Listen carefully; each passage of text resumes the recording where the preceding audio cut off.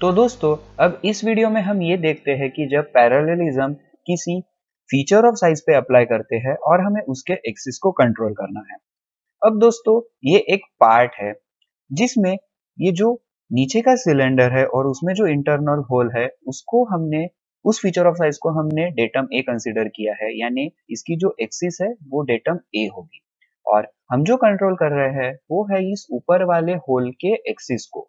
ठीक है, तो दोस्तों हमने feature control frame directly hole के डायमेंशन लाइन से प्लेस किया है, तो इसका मतलब ये है कि हम इस केस में फीचर ऑफ साइज को कंट्रोल कर रहे हैं।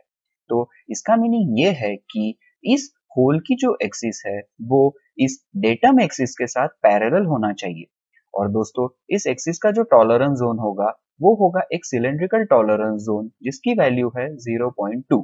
तो इस होल की एक्सिस 0.2 टॉलरेंस जोन में होनी चाहिए और वो इस एक्सिस के साथ पैरेलल होनी चाहिए।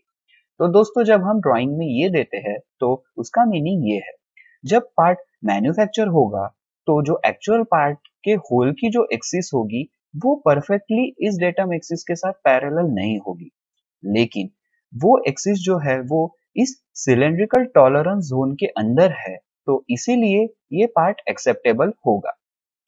तो ये मीनिंग इसका होता है।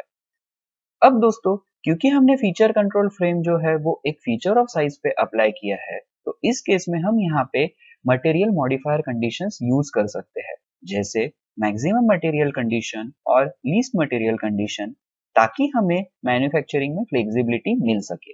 Thank you.